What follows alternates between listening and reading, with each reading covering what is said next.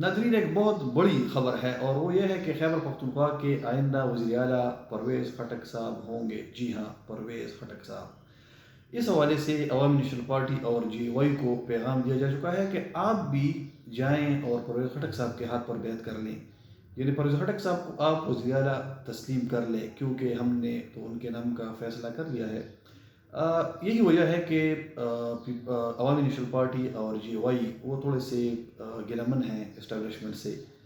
मौलाना साहब का तो ये ख्याल था कि खैबर पख्तूनख्वा में अगर PTI उड़ गई या PTI को ख़त्म कर दिया गया, उनको इजाज़त नहीं मिली इलेक्शन में, तो उसके बाद हुकूमत JY की होगी और वज़ीर साहब के भाई वो वज़ीर होंगे, तो ये उनके लिए एक शौक से कम नहीं है।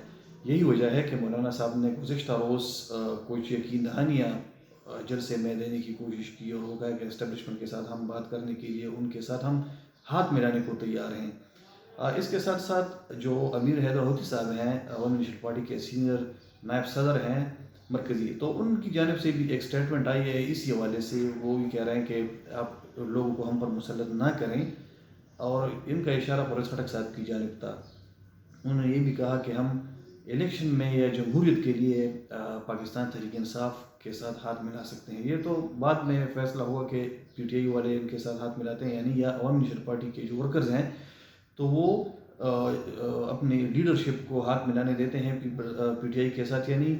लेकिन बहरहाल इस्टेब्लिशमेंट ने भी इन दोनों जमातों को वाज़ेह पैगाम दिया है कि अगर आप हमारे प्लान में शामिल नहीं होते तो फिर हम अपने दूसरे जो ऑप्शन हैं हम उन पर काम करेंगे। यानी उसमें पाकिस्तान मुस्लिम लीग नून है, पीपल्स पार्टी है और कुछ आज़ाद जो लोग हैं, या इस तरह जमात इस्लामी का भी नाम लिया जा रहा है, कौमी वतन पार्टी का भी नाम लिया जा रहा है। तो जो ANP और JY है, मौलाना साहब हैं, JY तो मौलाना साहब हैं, तो इनके पास कोई चारा नहीं है सिवाय पुरानी तनख्वाह पर काम करने के। बहरहाल अब देखना है कि फ़ैसला तो हो गया हुकूमत का, वज़ीर आला का भी नाम ऐलान हो गया, लेकिन अब वोट का है कि वोट कहाँ से मिलेगा इन सियासी जमातों को, ख़ासकर पाकिस्तान तहरीक इंसाफ पार्लियामेंटेरियंस को। इस हवाले से कहा जा रहा है कि मलकंड की जो कुछ नशिस्तें हैं, या